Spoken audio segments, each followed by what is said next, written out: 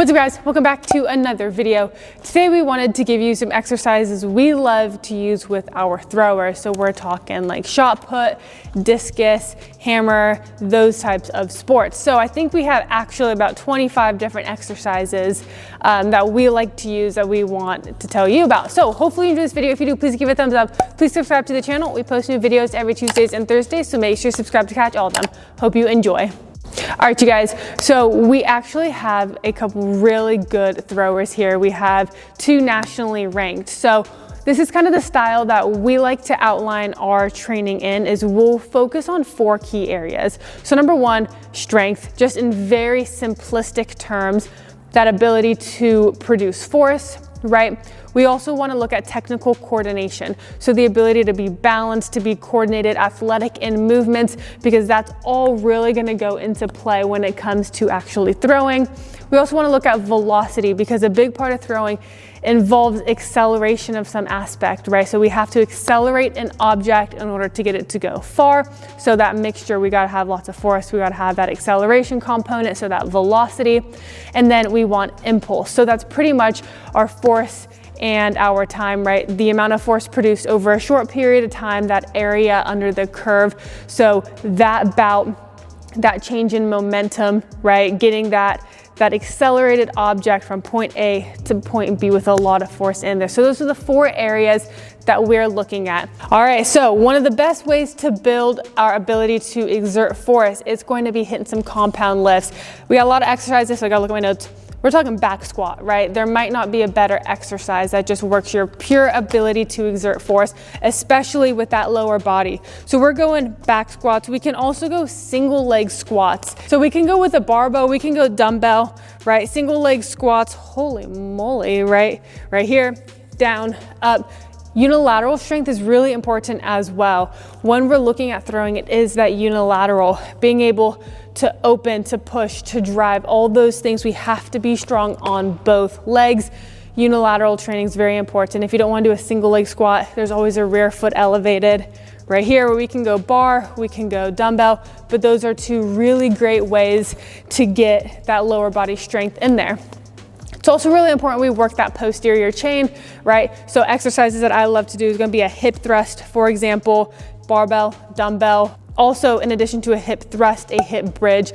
Very similar movement, but different in body position. So a hip thrust is when your back is going to be on a box. Hip bridge is when your back is on the ground. So when we do hip bridges, that's kind of when we get involved with the med ball, with the foam roller, things like that. So the lower body's ability, we have to be strong in that squat pattern and that hinge. It's all coming into play with it. Another really awesome exercise, it's going to be Nordics right here. Working on the lengthening of the muscle. So as you go down, being really strong throughout the back. It also really works the calves, the back of the knee as well. All of these things are so important regarding our ability to express force. And it's also very important for our ability to express force fast, right? We have to be able to have a high force output. And in order to do that, we have to get really strong. Some additional exercises that we also love, step ups, lunges of the sort, RDLs. It's not necessarily this or that. It's kind of all of it just in its proper time and its proper place. So these are all fantastic lower body exercises that we love to use. All right, on the same theme of that strength, that force production, we're gonna look at a little bit of upper body exercises. Some of the best things we can do is going to be a bench press, right? Whether we do barbell, dumbbell, whatever it is, that is just one of the best exercises to work on our force production capability. So a bench press. I also love, this one is one of my favorites, a double arm to a single arm lower with the landmine. So I'll go in a tall kneel. I don't have a landmine set up. I'm just gonna go here. We're just gonna pretend you're gonna press it up and then lower it down with 1, just like that, right? Up, 2, lower, down with 1. I love that type of eccentric overloading exercise when it's too heavy to do the concentric with one, but we can use one arm to lower it into control just to work on that stretch, that neural ability, neuromuscular, the adaptation that occurs via exercises where we are doing eccentric overloading is amazing. So when we want to get really strong in the upper body, that's a great option. Also the traditional, right? The overhead presses are really important. The lat pull downs, very important. Working the back. If you can do pull-ups, pull-ups are great as well. You can hit some weighted ones. And then rows, right? I am a massive fan of rows. There's that saying, if you ain't rowing, you ain't growing, right? We can go here, the bench supported row, just to get pure strength in there. We can also hit some different variations, right? Like if we want to hit a plank, for example. But it is one of those things where we have to look at the specificity of the sport. So when we're talking about throwing, pretty much it's the ability to produce a lot of force accelerating an object. So when we're in the weight room, we kind of just really want to work on that force production capability. So I tend to stay away from a lot of like the fancy exercises with our throwers and do the stuff, the meat and potatoes, that is really going to work on building force, especially when we're in that strength training portion of it. So I'll probably just stick with a regular row, right, like that, because that is one of the best things for pure strength, pure upper body strength in general, okay? Another exercise I love is going to be a cable pull push. So I'll overlay some clips, but this one involves a little bit of rotation, and we're gonna get to that in a second. But allowing that big stretch in the lat, the pull, the drive, this is also a lot of balance at the top, right? We have to be super balanced so we're not getting all wobbly. If we open up too soon, then we're just gonna lose all that balance and coordination. So these are some of the upper body exercises that we love. All right, for this next category, we are kind of combining technical coordination with impulse. Now, I know for the scientific terms, they're two completely different things, but the reason that I'm combining them is because a lot of these exercises can kind of overlap for the sake of this video.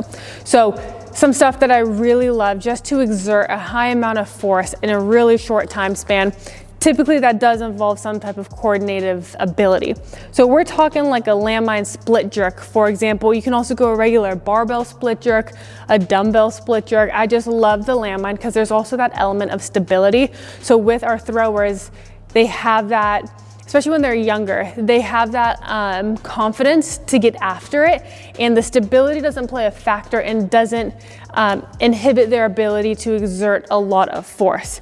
That being said, I also love a double arm landmine jump, right? So when we involve the lower body and the upper body together, this is one thing that I see a lot of, especially young athletes, they don't really link up their lower and their upper body. So when we're talking about throwing, for example, they'll just rely on the upper body and they don't really get that lower body. So by involving exercises like this, the split jerks, the landmine jumps, that's teaching our athletes in order to use your lower body, use that base to drive the movement, to get that upper body going. So these types of coordinative movements are really great in that respect. Some other exercises we love are box jumps. I love a double leg alternating box jump. I know a lot of people are probably thinking, why are we doing these types of exercises with throwers when you really just want to exert high amounts of force? Number one, like I said, that athleticism and that coordination. And also too, it's understanding your body's position in a certain time, space and time. It's realizing what you have to do to get your body balanced, that proprioception of where am I in relation to everything else. And also jumps, plyometrics, one of the absolute best ways to exert a high amount of force at a fast rate. So it's pretty much everything that we're talking about right here. High outputs, right? Being able to move your body, and we're complementing that with strength. So that's one of the reasons why I love these higher velocities, which brings me to my next one, sprinting, right? You want to be careful because in some regard, is it worth the risk getting these throwers who aren't used to sprinting out and sprinting? However, if they are used to it and if they do have that experience, I think that there is some type of it's very invaluable to me because sprinting is one of the best, if not the best exercises to exert really high forces at really high speeds. So if we can be good at sprinting, that's a full body, getting that motor unit, those motor units going, that neuromuscular system, getting everything firing rapidly, coordinating that ability is integral. So I love hitting some of those exercises with our throwers. And then of course, this wouldn't be a throwing video if we didn't involve some type of med ball, right? We got shot put, we got to turn and throw, all these typical ones. Even if we go with scoop toss, working on that ability to rotate. I think that rotational power in itself is a skill, in the sense of, you know, you have to apply foundations to it. You have to apply that force output, and you do have to train that ability to rotate. Obviously, if we're talking about shot put, for example, there's a massive element, pretty much everything. There's a massive element of rotation. So being able to control that and knowing when to exert that force to utilize it. And that's another reason why we do a lot of plyometrics, is because it allows your body to be more efficient and to utilize stored energy. So you can use that rotation, you can use all those steps. Don't let that energy dissipate, and it's gonna help you in the long run. And then more impulse style hang cleans are really awesome. That more the Olympic lifting variation. Hang cleans, if you're a fan of snatches, those as well. And then we just have some various landmine, right? Like a push press, for example. You can go landmine, you can also go barbell with it. But essentially what you're seeing is the ability to produce high amounts of force through the lower body and extend it through the upper body. It's what our lower body can do. It's that foundation. It's that contact with the ground. It has to be able to handle all of these forces, continue producing forces, be able to transfer it through the core to the upper as you apply it to the implement. So I know I threw a lot at you. Lots of different exercises. It probably feels like the kitchen sink. There's a lot of things we can do, right? You don't have to do everything all at once. Time and a place, depending on the athlete. Start simple. Build your strength, right? That's a huge part. Force output. Work on your technical coordination. Maybe start with like a landmine split jerk, for example, with a med ball. Just work on that ability. Work on the ability to produce that type of force, right? The impulse with it, your balance, your stability, all those things. So hopefully this helps. Hopefully you enjoy this. If you do, please give it a thumbs up. Please subscribe. We'll catch you in the next one.